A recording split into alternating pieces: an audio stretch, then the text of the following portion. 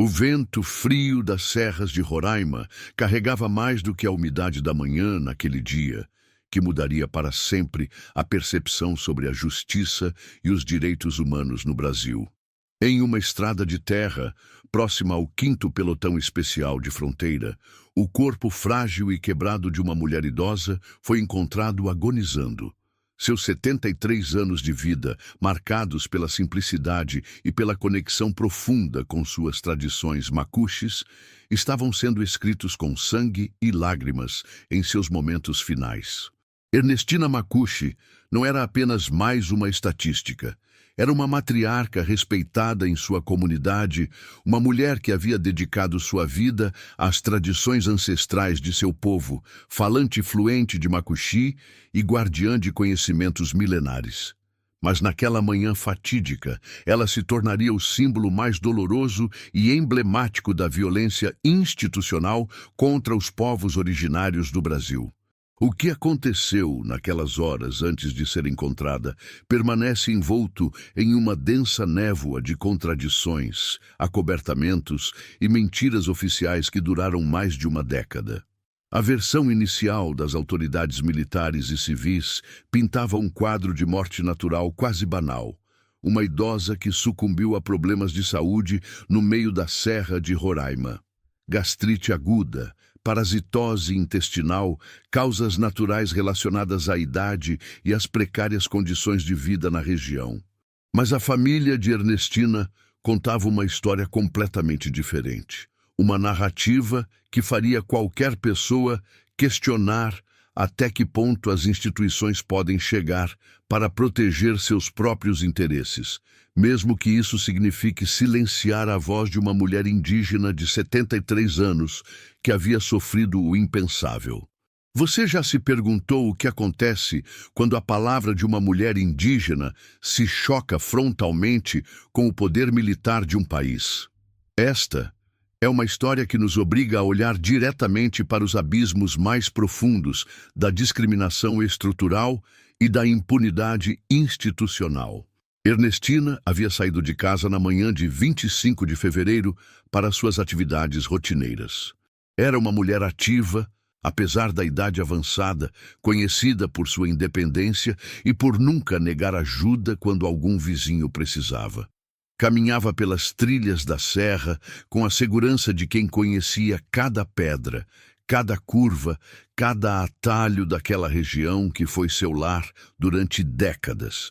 Quando não voltou ao anoitecer, sua família iniciou uma busca desesperada.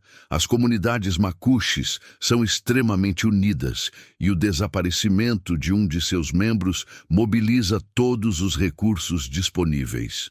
Homens, mulheres e jovens saíram com lanternas improvisadas, gritando o nome de Ernestina pelos vales e matas de Uiramutã.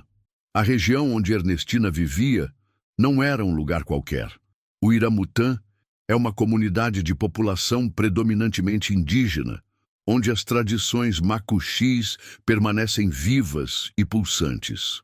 É também uma área estratégica do ponto de vista militar, situada em uma zona de tensão e controle territorial, o que justificava a presença constante das forças armadas na região. O contraste entre a vida simples dos povos originários e a presença ostensiva de soldados armados sempre foi uma fonte de tensão latente.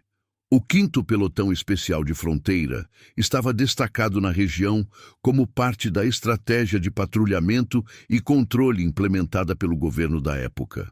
Eram jovens soldados, muitos deles vindos de outras regiões do país, que viam os habitantes locais com uma mistura de desconfiança e superioridade que caracteriza as relações entre as Forças Armadas e as comunidades marginalizadas do Brasil.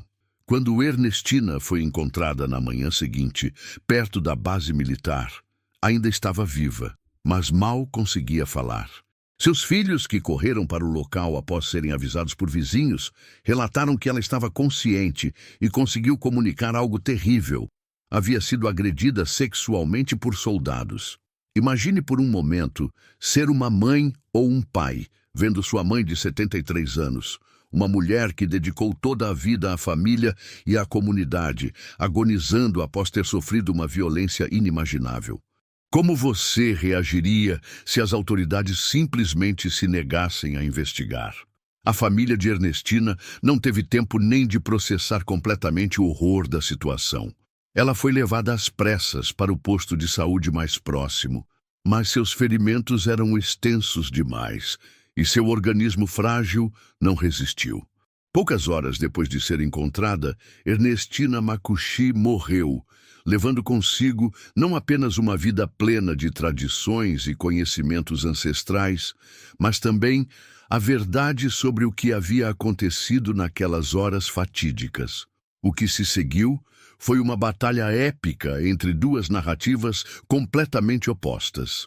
De um lado, a família de Ernestina e organizações de direitos humanos insistindo que ela havia sido vítima de violência sexual cometida por militares. Do outro, as autoridades militares e civis construindo uma versão alternativa dos fatos, negando qualquer irregularidade e atribuindo sua morte a causas naturais. A primeira autópsia, realizada por peritos locais, identificou sinais claros de violência sexual e lesões compatíveis com uma agressão. Mas esta versão inicial logo seria refutada por autoridades superiores, dando início a um processo de revisão e disputa que duraria anos e envolveria instâncias que iam desde o Ministério da Defesa até a Presidência da República. Se você fosse um familiar de Ernestina, aceitaria simplesmente a versão oficial de que sua mãe de 73 anos morreu de causas naturais, ignorando todas as evidências em contrário? Esta pergunta ecoaria durante os 14 anos seguintes nas mentes e corações de todos aqueles que se recusaram a aceitar que uma injustiça tão flagrante pudesse ficar impune. O caso de Ernestina nem era apenas sobre uma morte individual. Representava um padrão sistemático de violações de direitos humanos que afetava especialmente as mulheres indígenas no Brasil. Tratava-se do direito de uma mulher Makushi de ter sua palavra levada a sério, de ter sua dignidade respeitada mesmo após a morte, e de ter acesso à justiça independentemente de sua origem étnica ou condição socioeconômica. A região de Uiramutã, onde Ernestina vivia, é um microcosmo das contradições do Brasil contemporâneo. Por um lado, é um território rico em tradições milenares, onde a língua Makushi ainda é falada fluentemente e onde práticas ancestrais de agricultura, medicina e organização comunitária permanecem vivas. Por outro, é uma região marcada pela pobreza extrema, pela falta de acesso a serviços básicos e pela presença constante de forças armadas que, teoricamente, deveriam proteger a população civil. Os habitantes de Uiramutã conhecem bem a complexa dinâmica de conviver com a presença militar. Sabem que questionar ou denunciar soldados pode trazer represálias para toda a comunidade. Sabem que sua palavra, como indígenas, tem menos peso institucional que a de um militar. E sabem que a justiça, para eles, funciona de maneira diferente que para o resto da população brasileira. Mas até que ponto se pode silenciar uma comunidade? Existe um limite para a impunidade, mesmo quando se trata de crimes contra os mais vulneráveis? A história de Ernestina Makushi é também a história de todas as mulheres indígenas que, ao longo da história do Brasil, tiveram seus direitos negados, suas vozes silenciadas e sua dignidade pisoteada por sistemas de poder que as veem como cidadãs de segunda classe. É a história de um país que, apesar de ter uma Constituição que reconhece os direitos dos povos originários, ainda luta para transformar esse reconhecimento legal em uma realidade cotidiana. O caso adquiriu dimensões nacionais e internacionais porque tocava em feridas profundas da sociedade brasileira. O racismo estrutural contra os povos indígenas, a cultura de impunidade das Forças Armadas, a discriminação de gênero e a fragilidade das instituições de justiça quando enfrentam interesses militares e políticos. Se você pudesse mudar algo no sistema de justiça do seu país, o que seria? E como garantiria que casos como o de Ernestina nunca mais acontecessem? Isso é apenas o começo de uma jornada que nos levará pelos labirintos da injustiça institucional, pelos corredores escuros do poder militar e pelas serras de Roraima, onde ressoam, até hoje, as palavras finais de uma mulher macuxi de 73 anos que se recusou a morrer em silêncio. Ernestina Macuxi se tornou muito mais que uma vítima. Transformou-se em um símbolo da luta pelos direitos humanos, da resistência indígena e da busca incansável por verdade e justiça. Sua história é também a nossa história, porque nos obriga a questionar os limites da humanidade e os abismos da indiferença institucional. Você está preparado para acompanhar esta jornada até o final? Para conhecer todos os detalhes desta investigação que durou 14 anos e que mudou para sempre a maneira como o Brasil olha para os direitos de seus povos originários? Então, continue com a gente. Dê um like neste vídeo, se você acredita que toda vida tem valor. Inscreva-se no canal para não perder nenhum detalhe desta investigação. E deixe um comentário. Você acha que é possível fazer justiça, mesmo quando ela demora mais de uma década? Para chegar, 25 de fevereiro de 2007, 6h30 da manhã, casa da família Macuxi, Uiramutã. A neblina da manhã ainda cobria as serras de Uiramutã quando Ernestina Macuxi abriu os olhos pela última vez em sua rede. O ar frio da serra entrava pelas frestas da modesta casa de madeira onde havia criado seus filhos e vivido toda a sua vida adulta. Aos 73 anos, seu corpo havia adquirido a resistência característica das mulheres macuxis que trabalham na roça desde a infância, mas também carregava o peso de décadas de trabalho árduo e as privações típicas da vida na região. Naquela manhã de domingo, Ernestina seguiu sua rotina com a precisão de um ritual ancestral. Acendeu o fogão a lenha, preparou o café com o aroma forte que enchia a cozinha e esquentou o beiju que havia feito no dia anterior. Seus movimentos eram pausados, mas determinados, cada gesto carregado da sabedoria de quem havia repetido essas ações milhares de vezes ao longo de décadas. O silêncio da casa contrastava com o burburinho que começava a se formar nas ruas estreitas da comunidade. Era domingo, e apesar da religiosidade católica que se misturava com as tradições macuxis, o dia prometia ser de atividades comunitárias. Ernestina havia planejado visitar algumas comadres, verificar como estava Dona Mercedes, que se sentiu mal na semana anterior, e talvez coletar algumas ervas medicinais na encosta da serra. Por volta das 8 da manhã, Ernestina saiu de casa vestindo seu traje habitual. Um vestido de algodão simples, de cor escura, um colar de sementes feito à mão com padrões tradicionais macuxis e um chale que a protegeria do frio matinal das montanhas. Nas mãos, levava uma pequena bolsa de tecido onde guardava algumas moedas e ervas secas.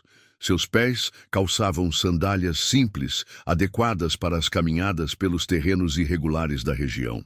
Como uma mulher de 73 anos, conhecedora de cada trilha e pedra de sua região, poderia simplesmente desaparecer sem deixar vestígios. A última pessoa a ver Ernestina com vida, além de sua família, foi seu Aurélio, um vizinho de 65 anos que estava alimentando suas galinhas no quintal quando ela passou pela rua principal da comunidade. Cumprimentou Ernestina em macuxi, como era costume, e ela respondeu com um sorriso e algumas palavras sobre o tempo, que prometia esquentar mais tarde. Ela parecia normal, como sempre, lembraria seu Aurélio anos depois, quando foi interrogado por investigadores de direitos humanos. Caminhava com aquele ar decidido que tinha, como se soubesse exatamente para onde ia, Nunca pensei que seria a última vez que a veria. O caminho que Ernestina pegou naquela manhã era uma estrada de terra que serpenteava pelas montanhas, conectando pequenas comunidades espalhadas pela serra. Era um caminho que conhecia desde menina, quando acompanhava seu pai nas viagens à feira de Uiramutã. Cada curva, cada bifurcação, cada ponto de referência natural estava gravado em sua memória como um mapa mental construído ao longo de décadas. Mas este caminho também tinha uma característica que havia adquirido maior relevância nos últimos anos. Passava muito perto do 5º Pelotão Especial de Fronteira, uma instalação militar que havia se estabelecido na região como parte da estratégia governamental de controle territorial. A presença militar era constante e visível, com patrulhas regulares e postos de controle esporádicos que interrompiam o fluxo normal de pessoas e mercadorias. Os soldados do 5º Pelotão eram, em sua maioria, jovens recrutas de outras regiões do Brasil, que viam o destacamento em Uiramutã como uma missão temporária em território hostil. Para eles, a diferença cultural e linguística com a população local criava uma barreira quase intransponível. Os habitantes falavam macuxe entre si, seguiam tradições que os soldados nem compreendiam e mantinham uma atitude de desconfiança respeitosa para com as forças armadas. Mas o que acontece quando mundos tão diferentes colidem de maneira violenta? Às 10h30 da manhã do dia 25, segundo testemunhas posteriormente identificadas por organizações de direitos humanos, uma patrulha militar composta por 4 soldados foi vista na região onde Ernestina costumava caminhar. O veículo militar, um jipe verde-oliva, se deslocava lentamente pela estrada de terra, com os soldados observando atentamente o movimento ao seu redor.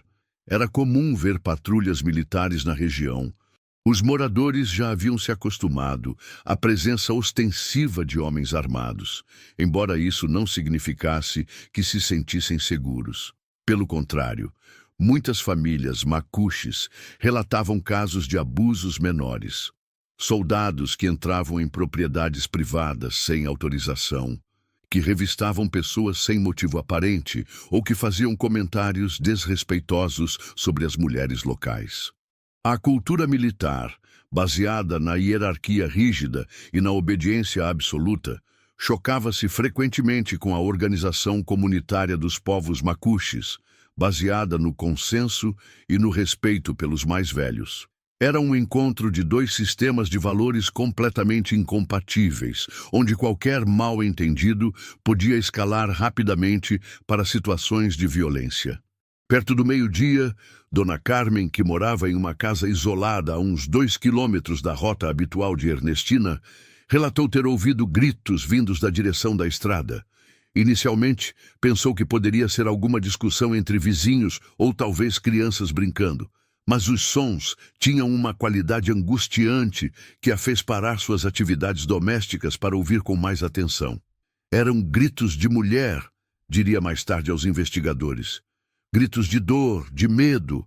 Durou pouco tempo, talvez uns minutos, mas foi o suficiente para me arrepiar a pele. Pensei em ir ver o que era, mas meu marido me disse para não me meter onde não era chamada. A cultura do silêncio e da não interferência em assuntos que poderiam envolver militares era uma realidade dolorosa nas comunidades rurais do Brasil. Décadas de violência institucional haviam ensinado às famílias camponesas e indígenas que questionar ou confrontar soldados poderia trazer consequências devastadoras para toda a comunidade. Como uma sociedade chega ao ponto em que seus próprios cidadãos têm medo de procurar ajuda quando ouvem gritos de desespero? O resto da tarde de domingo transcorreu de maneira aparentemente normal para a comunidade. As famílias se reuniram para o almoço de domingo, as crianças brincaram nas ruas de terra e os homens se encontraram na pequena praça central para conversar sobre o clima, as roças e os problemas cotidianos da vida rural. Não foi até às 18h00 que a família Macuxi começou a se preocupar com o desaparecimento prolongado de Ernestina. Era completamente atípico que ela estivesse fora de casa até aquela hora sem avisar ninguém sobre seus planos. Mesmo quando visitava parentes em comunidades mais distantes, sempre enviava um recado através de algum conhecido que estivesse de passagem. Tomás Makushi, o filho mais velho de Ernestina, iniciou as primeiras buscas, percorrendo as casas dos vizinhos e perguntando se alguém havia visto sua mãe durante o dia. A resposta era sempre negativa, com exceção do testemunho de seu Aurélio sobre o encontro matinal.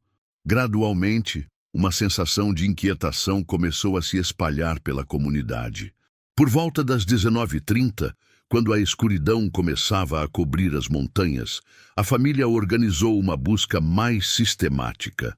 Cerca de 15 homens se dividiram em grupos, cada um responsável por percorrer uma rota específica com lanternas e tochas improvisadas.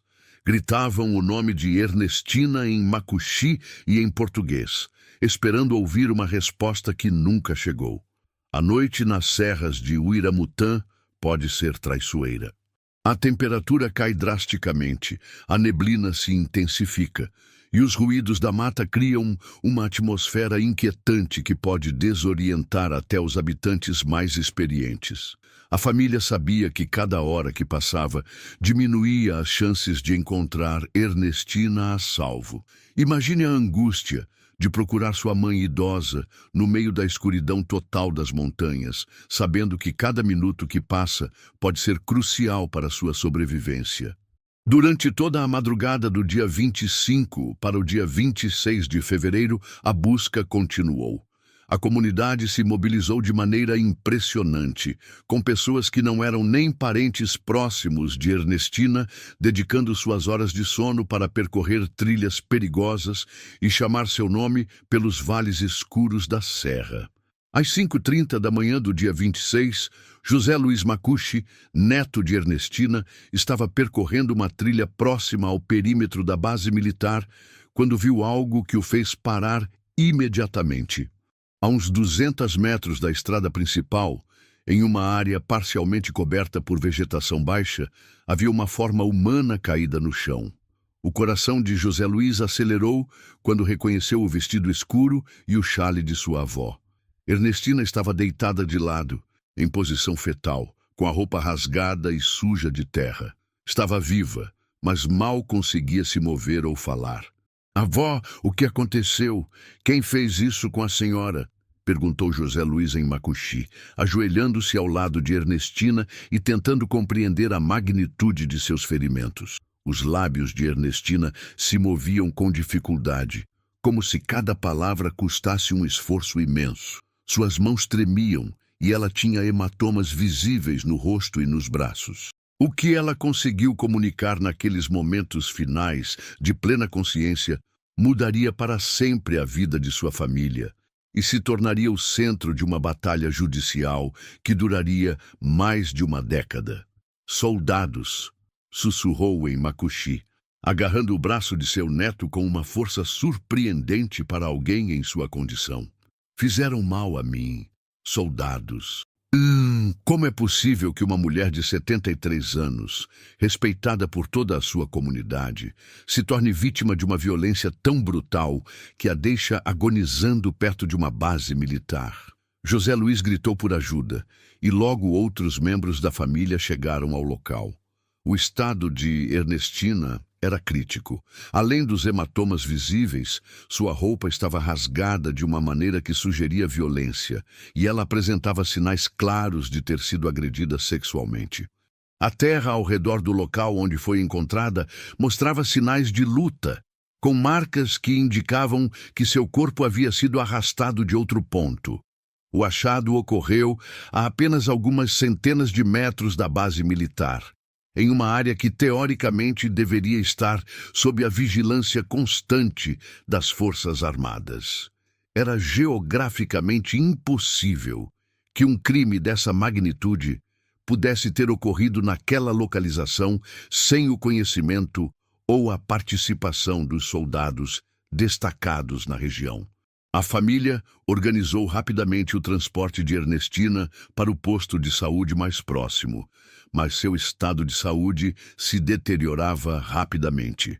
Durante o trajeto, ela voltou a ficar consciente por alguns momentos e repetiu sua acusação, desta vez para outros familiares que estavam no veículo. Quantas vezes uma mulher precisa denunciar um crime antes que alguém leve sua palavra a sério? Às 11h30 da manhã de 26 de fevereiro de 2007, menos de 24 horas após ser encontrada agonizando perto do 5º Pelotão Especial de Fronteira, Ernestina Makushi morreu no posto de saúde de Uiramutã. Suas últimas palavras, segundo seus familiares, foram uma repetição de sua denúncia contra os soldados que, segundo ela, haviam destruído sua vida nos momentos finais de seus 73 anos.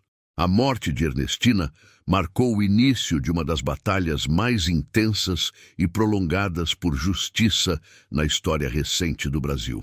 Mas também levantou questões perturbadoras sobre como uma sociedade permite que seus cidadãos mais vulneráveis sejam violentados por aqueles que deveriam protegê-los. O corpo de Ernestina, que carregava as marcas físicas da violência que havia sofrido, se tornaria o centro de uma disputa científica, política e moral que envolveria peritos, advogados, ativistas de direitos humanos, autoridades militares e até mesmo a presidência da República.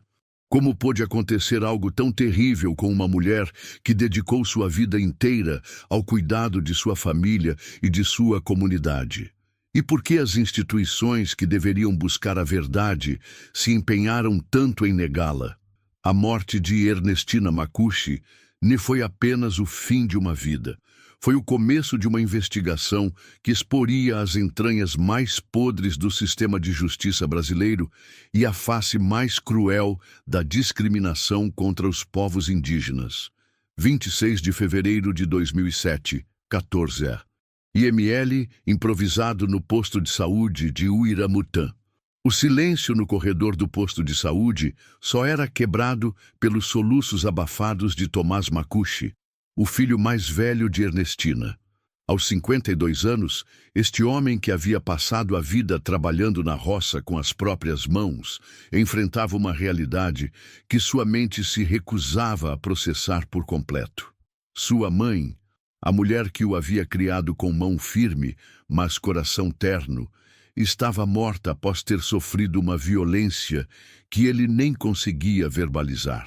Ao lado de Tomás, seus irmãos Carmen e Frederico compartilhavam o mesmo estado de choque e indignação. Eram filhos de uma matriarca Makushi que lhes havia ensinado o valor da dignidade, do trabalho honesto e do respeito pelos mais velhos da comunidade. Agora, essa mesma mãe havia morrido da forma mais degradante possível, e eles sentiam que não apenas Ernestina havia sido violentada, mas toda a sua linhagem, toda a sua cultura, toda a sua existência como povo.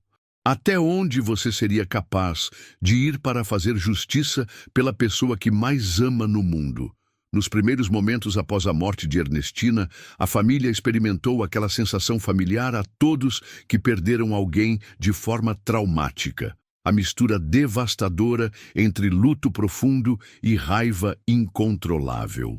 Mas para os Makushi, havia um elemento adicional que tornava a situação ainda mais complexa.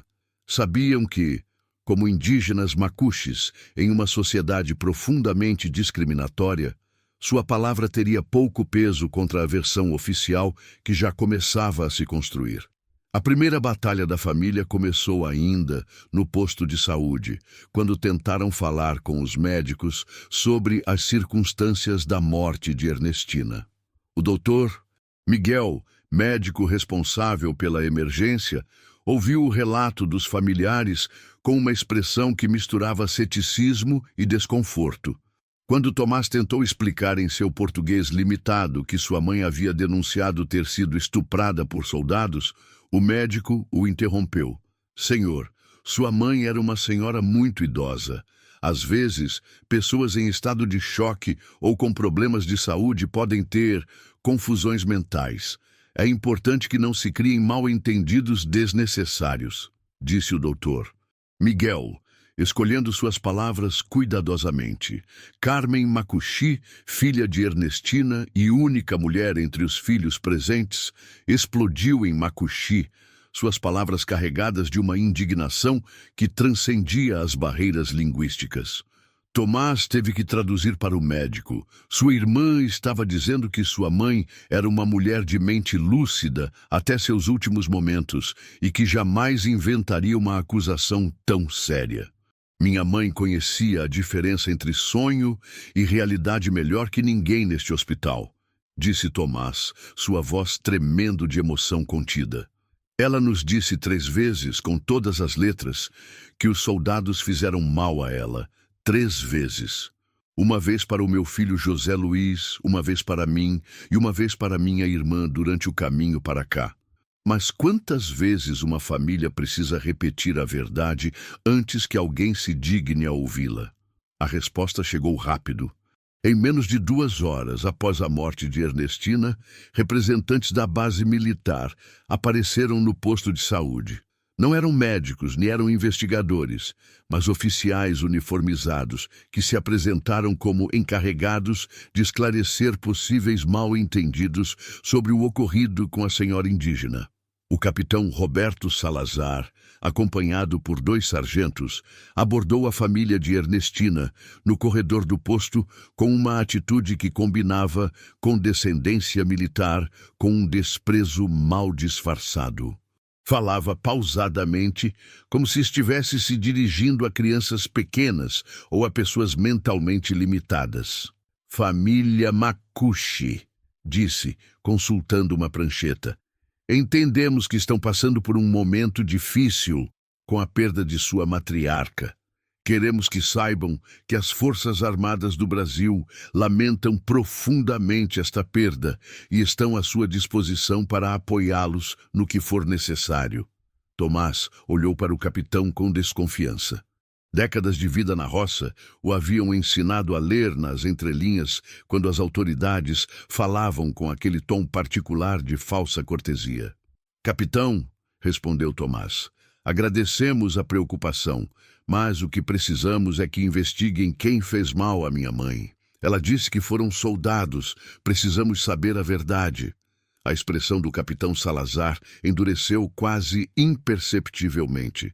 Senhor Macuxi, entendo sua dor, mas é importante não espalhar informações que possam causar problemas desnecessários para a comunidade.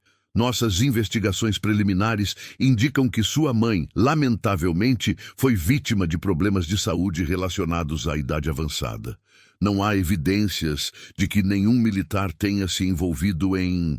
Problemas de saúde não deixam uma mulher com a roupa rasgada e marcas de violência por todo o corpo, explodiu Frederico Macuxi, o filho mais novo, interrompendo o oficial. O silêncio que se seguiu foi carregado de tensão. Os sargentos que acompanhavam o capitão ajustaram sua postura, um gesto sutil, mas claro, de intimidação. A família Macuxi sentiu naquele momento o peso total de sua vulnerabilidade. Eram indígenas pobres, enfrentando a máquina militar de um país onde os militares raramente são questionados. Como uma família simples pode enfrentar todo um sistema projetado para proteger os poderosos e silenciar os vulneráveis? Carmen Macuxi, que havia permanecido em silêncio durante o confronto verbal, deu um passo à frente e falou diretamente com o capitão Salazar em um português que, apesar dos erros gramaticais, carregava uma dignidade que fez o oficial recuar ligeiramente. Senhor capitão, eu sou filha de Ernestina Macuxi. Minha mãe me ensinou que mentir é um pecado diante de Deus e uma desonra diante dos espíritos da natureza. Ela não mentiu quando nos disse que os soldados fizeram mal a ela, e eu não vou mentir agora para proteger quem matou minha mãe. As palavras de Carmen ecoaram pelo corredor do posto de saúde e alguns funcionários que passavam pelo local diminuíram o passo para ouvir a conversa. O capitão Salazar percebeu que a situação estava ganhando uma visibilidade indesejada e decidiu encerrá-la rapidamente. Família Makushi, disse, retomando o tom oficial, receberão toda a assistência necessária para o funeral de sua mãe. Enquanto isso, recomendo enfaticamente que me espalhem boatos infundados que possam prejudicar a paz social da região. Boa tarde. Os militares se retiraram, mas sua mensagem havia sido clara. A família devia aceitar a versão oficial e ficar em silêncio. Para os Makushi, no entanto, essa intimidação apenas reforçou a certeza de que estavam no caminho certo. Se não havia nada a esconder, por que tanta pressa em silenciá-los? Nos dias que se seguiram à morte de Ernestina, a família Makushi experimentou uma solidão institucional que é familiar a muitas famílias marginalizadas do Brasil. Quando tentavam registrar uma queixa formal na delegacia local, eram informados de que o caso estava sob investigação militar e que a Polícia Civil nem podia intervir. Quando buscavam informações sobre a autópsia, eram enviados de um departamento a outro em um labirinto burocrático que parecia projetado para desestimulá-los. Tomás Makushi se transformou no porta-voz informal da família, apesar de sua timidez natural e suas limitações com o português formal. Todos os dias, caminhava os 5 quilômetros até o centro de Uiramutã para tentar obter informações sobre o andamento das investigações. Todos os dias, voltava para casa com as mãos vazias e com o coração cada vez mais pesaroso. Era como falar com as paredes, lembraria anos depois. Eles nos tratavam como se fôssemos crianças mimadas, inventando histórias para chamar a atenção. Mas eu sabia que, se desistíssemos, a morte da minha mãe não significaria nada para ninguém além de nós. A perseverança de Tomás começou a incomodar as autoridades locais. Após uma semana de visitas diárias, o delegado de polícia de Uiramutã, Dr. Júlio César, chamou Tomás para uma conversa esclarecedora. Seu Tomás, disse o delegado, usando o tratamento respeitoso de forma claramente artificial, entendo que o senhor está sofrendo, mas precisa entender que algumas batalhas não podem ser vencidas por por famílias como a sua. O melhor que pode fazer por sua mãe e por sua família é aceitar que ela descanse em paz. Imagine se alguém te dissesse isso após a morte violenta de sua mãe, que algumas batalhas não podem ser vencidas por pessoas como você. Como você reagiria? Tomás olhou fixamente para o delegado e respondeu com uma serenidade que surpreendeu a ambos. Doutor, minha mãe me ensinou que a verdade não depende de quem a diz. Se ela disse que os soldados fizeram mal a ela, é porque os soldados fizeram mal a ela. E não vou deixar de buscar justiça porque o senhor acha que sou pequeno demais para essa luta. A resposta de Tomás marcou um ponto de virada na postura da família. Eles entenderam que o sistema oficial não apenas não os ajudaria, mas trabalharia ativamente contra eles. Foi então que decidiram buscar apoio fora dos canais tradicionais de justiça. Carmen Makushi, que havia desenvolvido alguns contatos com organizações de apoio a mulheres indígenas através de sua participação em cooperativas locais de artesanato, começou a fazer ligações para organizações de direitos humanos na capital do estado. Sua primeira ligação foi para o Centro de Direitos Humanos Pachamama, uma organização que havia ganhado reconhecimento por seu trabalho com comunidades indígenas.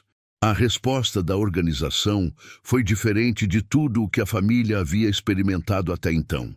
A advogada Mônica Velasco, especialista em direitos dos povos indígenas, ouviu o relato de Carmen com atenção e respeito, fazendo perguntas detalhadas e tomando notas cuidadosas. Senhora Makushi, disse a advogada após ouvir todo o relato, o que aconteceu com sua mãe não pode ficar impune. Vocês têm direito à verdade e à justiça, e vamos ajudá-los a conseguir ambas.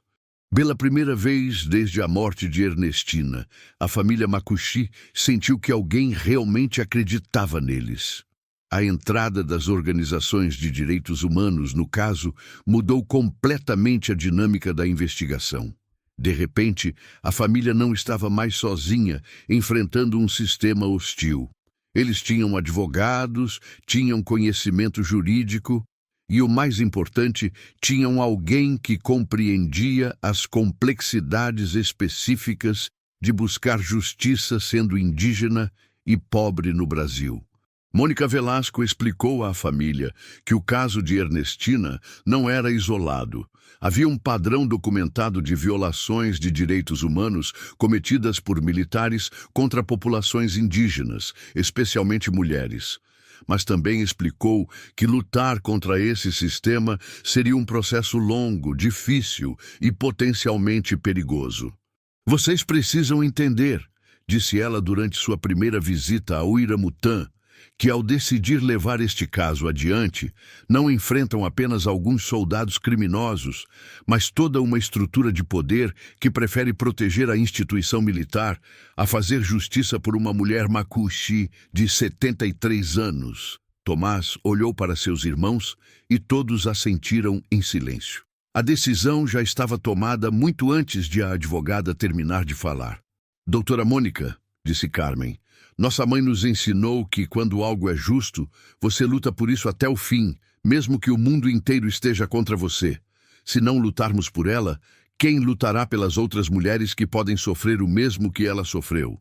E assim começou uma batalha que duraria mais de uma década, envolvendo nem apenas uma família em luto, mas um país inteiro que precisava decidir que tipo de sociedade queria ser. A transformação da família Macuxi, de vítimas silenciosas a ativistas incansáveis pelos direitos humanos, não ocorreu da noite para o dia. Foi um processo doloroso de aprendizado, onde tiveram que desenvolver habilidades que nunca imaginaram precisar.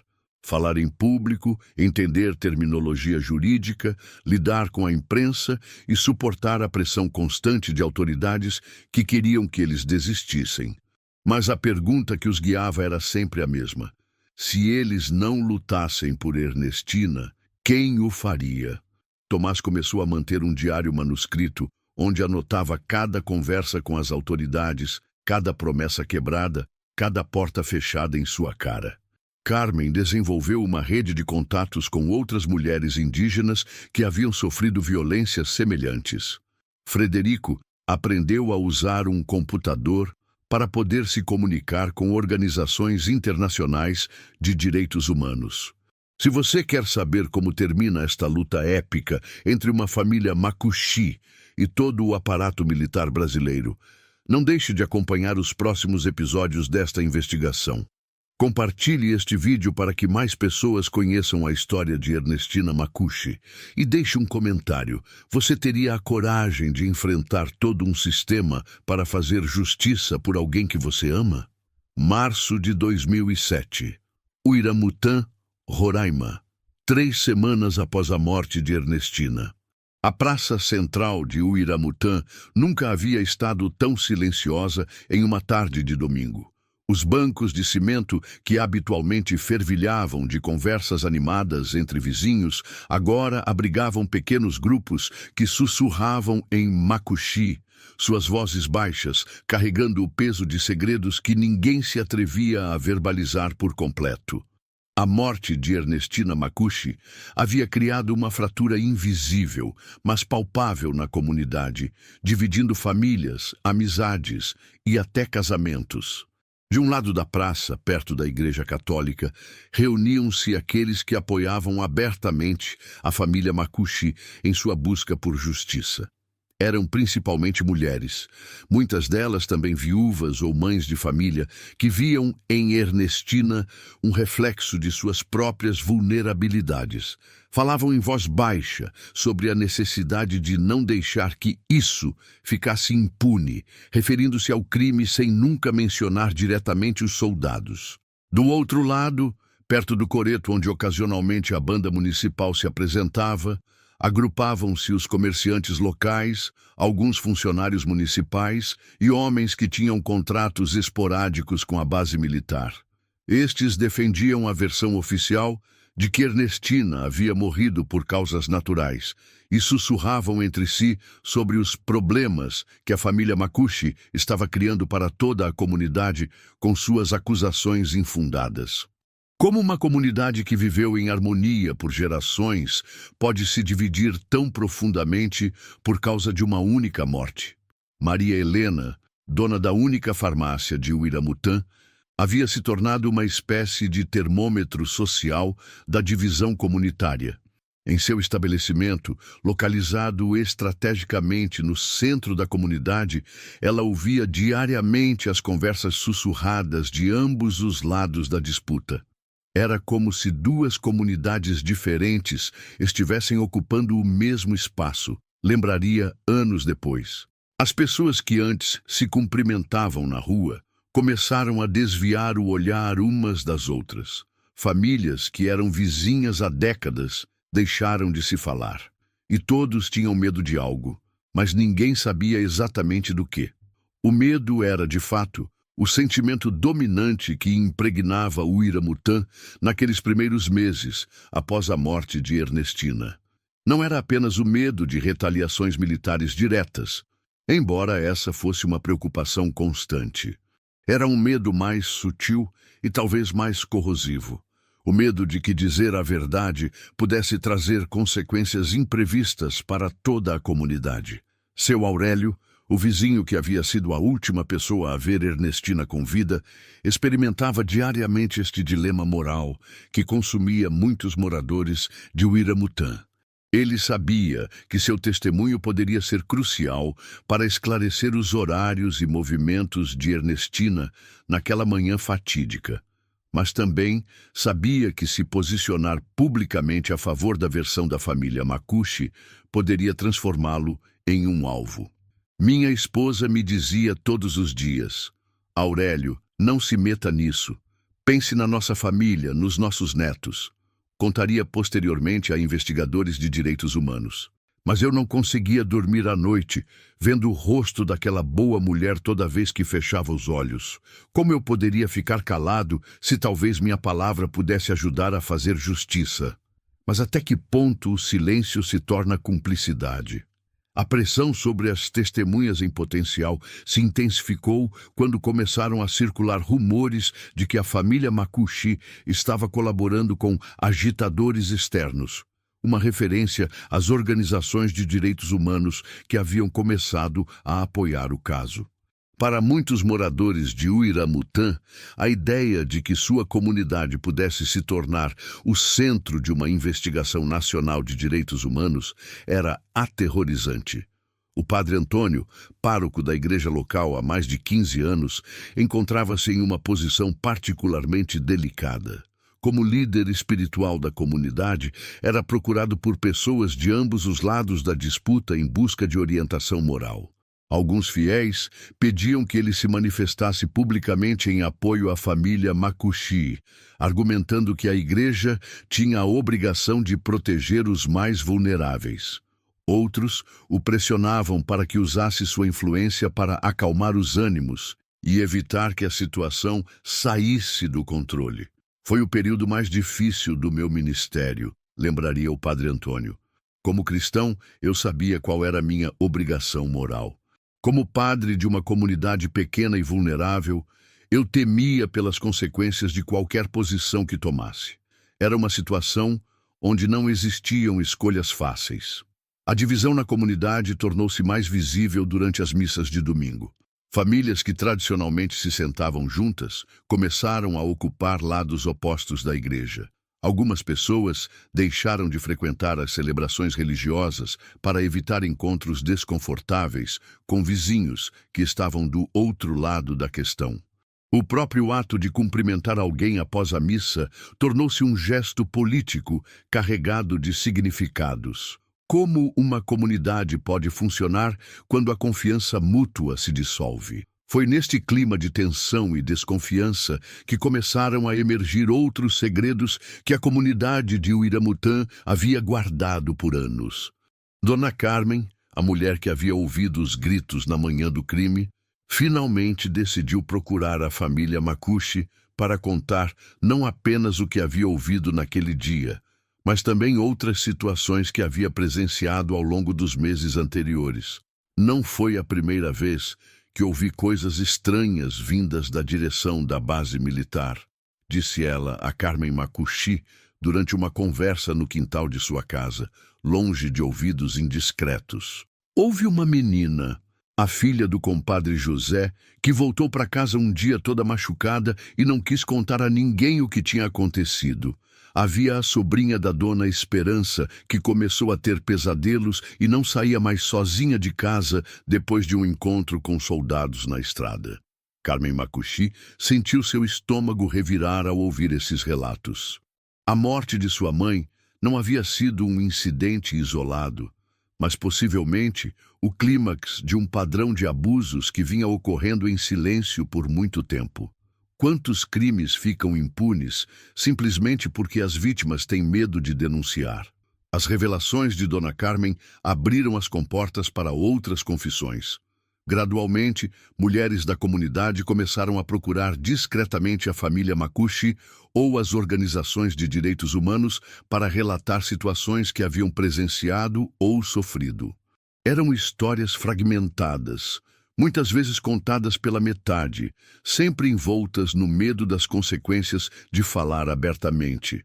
Teresa, uma jovem de 19 anos, finalmente revelou à sua mãe que 6 meses antes da morte de Ernestina, havia sido abordada por 2 soldados quando voltava da feira. Segundo seu relato, eles a obrigaram a acompanhá-los a uma área isolada, onde a intimidaram e a tocaram de forma inapropriada. Ela conseguiu escapar quando ouviram um veículo se aproximando, mas os soldados a ameaçaram com retaliações contra sua família se ela contasse o que aconteceu. Eu não disse nada porque pensei que ninguém ia acreditar em mim, confessou Teresa entre lágrimas. Mas quando soube o que aconteceu com Dona Ernestina, não consegui mais fingir que aquilo não tinha acontecido comigo também. Imagine ser uma jovem de 19 anos, tendo que carregar sozinha o peso de uma violência, com medo de que contar a verdade possa colocar sua família em perigo. O surgimento dessas outras histórias criou um dilema adicional para a comunidade de Uiramutã. Por um lado, confirmava que havia um padrão de comportamento problemático por parte de alguns militares destacados na região. Por outro, tornava a situação ainda mais perigosa para qualquer um que decidisse falar publicamente sobre os abusos. O comerciante Refúgio, que tinha uma pequena venda perto da entrada da base militar, começou a ser pressionado por ambos os lados. Os apoiadores da família Makushi queriam que ele confirmasse publicamente as idas e vindas dos soldados em horários suspeitos.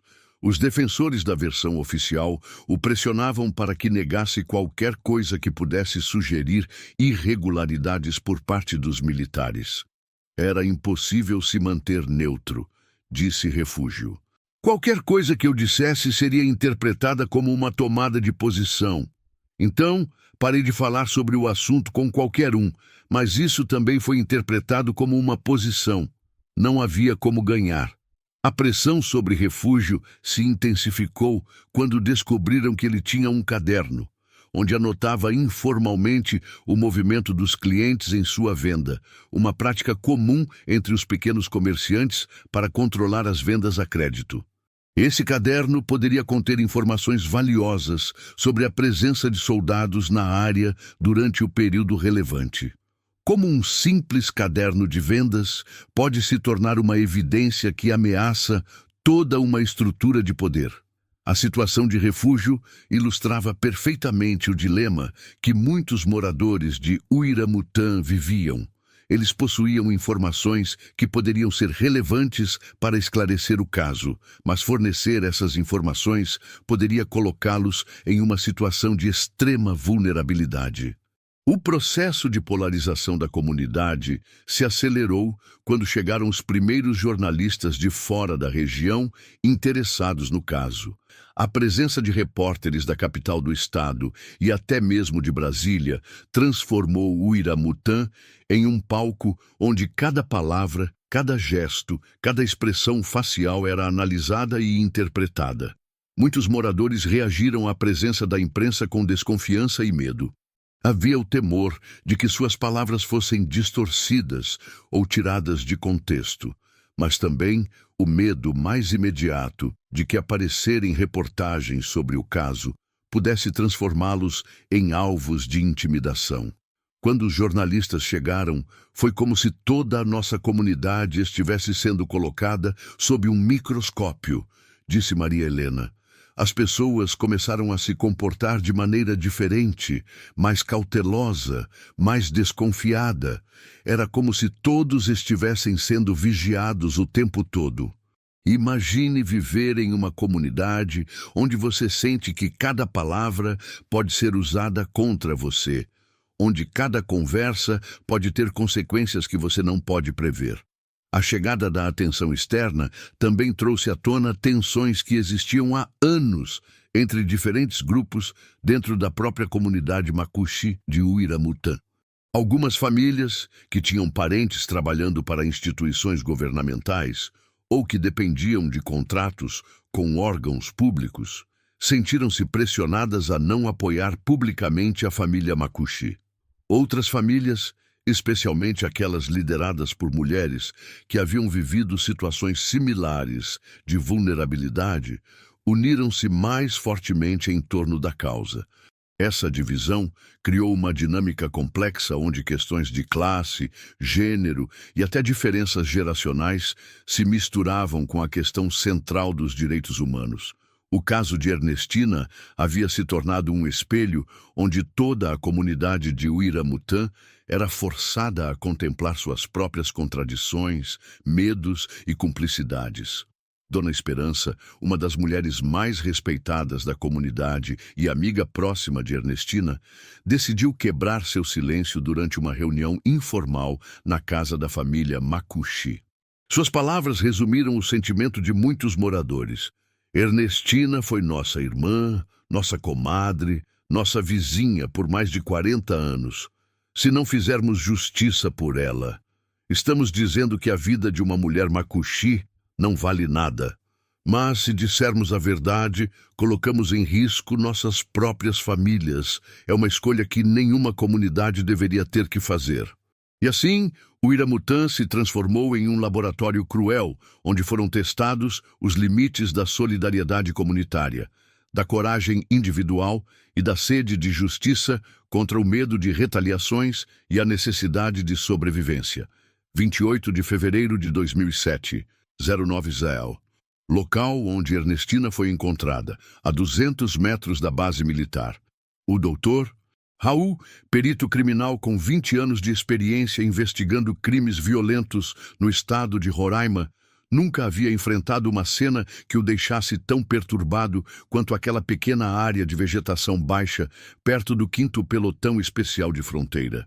2 dias após a morte de Ernestina Macuxi, ele finalmente havia conseguido autorização para examinar o local onde a mulher Macuxi fora encontrada agonizando.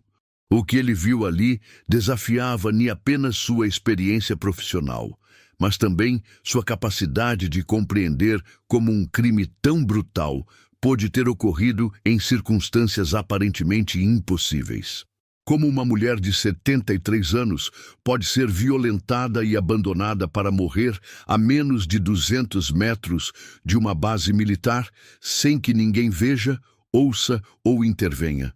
O local era uma pequena clareira natural, formada pela confluência de 3 trilhas que os moradores locais usavam como atalho entre diferentes pontos da serra. Era visível da estrada principal, parcialmente visível da torre de observação da base militar, e estava dentro do perímetro que, teoricamente, deveria estar sob a vigilância constante das Forças Armadas. O Dr. Raul começou sua análise estabelecendo um perímetro de 50 metros ao redor do ponto exato, onde José Luiz Macuxi havia encontrado sua avó. Mesmo 2 dias após o ocorrido, ainda era possível identificar sinais claros de que algo violento havia acontecido naquele local. A terra batida mostrava marcas de luta evidentes. Havia depressões no solo que sugeriam que um corpo havia sido pressionado contra o chão com uma força considerável. Pequenos arbustos próximos estavam quebrados ou esmagados, indicando movimentos bruscos e resistência. Mais perturbador ainda, havia manchas escuras na terra que, submetidas posteriormente à análise laboratorial, resultariam ser sangue humano. Mas o que mais chamou a atenção do perito foram as evidências que não faziam sentido com nenhuma narrativa lógica do crime.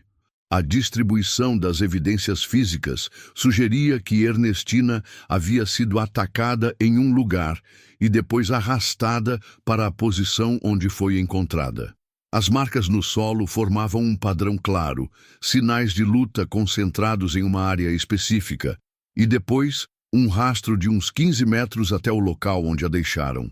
Era como se alguém tivesse cometido o crime em um lugar mais exposto e depois tivesse decidido mover o corpo para uma posição mais oculta, anotou o Dr. Raul em seu relatório preliminar. Mas isso levanta a questão: por que se dar ao trabalho de mover a vítima se o objetivo era matá-la? E por que deixá-la viva em um lugar onde certamente seria encontrada? A análise da roupa de Ernestina, que havia sido preservada como evidência no posto de saúde, revelou detalhes ainda mais perturbadores. Suas roupas estavam rasgadas de uma maneira que não poderia ter sido resultado de uma queda ou um acidente. Os tecidos mostravam sinais claros de terem sido forçados e rompidos por mãos humanas. Como explicar que uma mulher idosa tenha marcas de violência sexual tão evidentes que até um exame superficial as identifica, mas que autoridades superiores insistam que ela morreu de causas naturais? O primeiro laudo de necropsia, realizado pelo Dr. Miguel no posto de saúde de Uiramutã, havia identificado de forma inequívoca sinais de violência sexual. O exame revelou lesões genitais e anais consistentes com penetração forçada, múltiplos hematomas em regiões íntimas e sinais de resistência nas mãos e braços da vítima. Mas quando este laudo chegou às instâncias superiores, começou um processo kafkiano de revisões e refutações que duraria meses. Cada nova análise produzia conclusões diferentes. Cada novo perito apresentava interpretações contraditórias das mesmas evidências físicas. O Dr. Alexandre Torres, perito da Promotoria de Justiça, examinou o corpo de Ernestina 3 dias após sua morte e chegou a conclusões radicalmente diferentes do primeiro exame.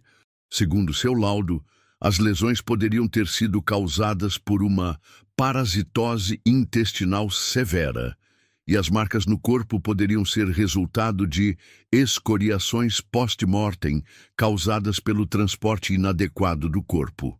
Como as mesmas evidências físicas podem levar especialistas diferentes a conclusões completamente opostas? A resposta a esta pergunta revelaria uma das facetas mais sórdidas do caso: a pressão institucional para alterar laudos técnicos e manipular evidências científicas para proteger interesses políticos e militares. A Dr.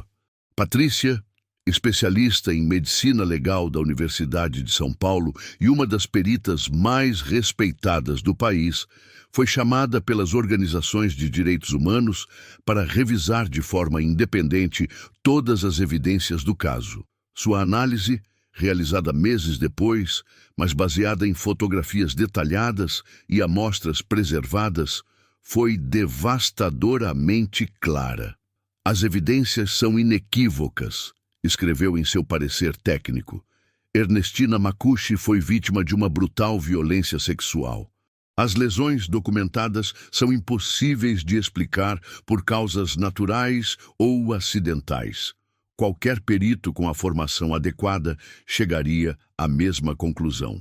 Mas por que então tantos peritos oficiais chegaram a conclusões diferentes? A investigação conduzida pelas organizações de direitos humanos revelou um padrão perturbador de pressões exercidas sobre profissionais médicos e peritos criminais para que alterassem ou suavizassem seus laudos. Alguns peritos relataram confidencialmente ter recebido orientações sobre as implicações sociais de laudos que confirmassem a violência sexual por parte de militares. Voltando à análise da cena do crime, o Dr. Raul identificou outro aspecto que tornava o caso ainda mais intrigante. As evidências sugeriam que Ernestina havia lutado vigorosamente contra seus agressores, apesar de sua idade avançada e sua constituição física frágil. Sob suas unhas, foram encontrados fragmentos de pele e tecido que não lhe pertenciam. Suas mãos apresentavam escoriações típicas de quem tentou se defender arranhando os atacantes. Alguns de seus cabelos foram encontrados espalhados pela área, arrancados durante a luta. Como uma mulher de 73 anos conseguiu resistir tanto a ponto de deixar marcas em seus agressores? E por que essas evidências nunca foram usadas de tentar identificá-los? A resposta estava na própria logística da investigação oficial. As amostras de pele encontradas sob as unhas de Ernestina foram enviadas para análise de DNA, mas o processo se perdeu no laboratório estadual. Quando a família e as organizações de direitos humanos solicitaram informações sobre os resultados, foram informadas de que as amostras haviam sido contaminadas e os resultados eram inconclusivos. Mais tarde, uma investigação interna revelaria que as amostras nunca chegaram realmente ao laboratório de DNA. Haviam sido extraviadas durante o processo de transporte, um erro administrativo que impediu para sempre a identificação dos possíveis agressores através da evidência genética. São necessárias antes que um padrão de obstrução da justiça se torne evidente. A análise temporal do crime revelou inconsistências ainda mais perturbadoras. Segundo o horário estabelecido pelos testemunhos e as evidências, Ernestina havia saído de casa por volta das 8h da manhã do dia 25 de fevereiro. Seu Aurélio a viu passar por volta das 8h30. Dona Carmen ouviu gritos perto do meio-dia. José Luiz a encontrou agonizando às 5h30 da manhã seguinte. Isso significava que Ernestina havia permanecido viva, gravemente ferida, por mais de 17 horas, em uma área próxima a uma base militar, sem que ninguém a encontrasse ou lhe prestasse socorro. O Dr. Raul calculou que, considerando as lesões sofridas e a idade da vítima, ela deveria ter morrido muito antes se tivesse ficado exposta às condições climáticas da serra durante toda a noite. O fato de ter sobrevivido tanto tempo sugeria que havia sido mantida em algum lugar, protegido durante parte desse período. Onde Ernestina passou essas 17 horas desaparecida? E por que foi abandonada no local onde foi encontrada apenas na madrugada seguinte? A investigação da cena revelou outro elemento perturbador: pegadas de coturnos militares.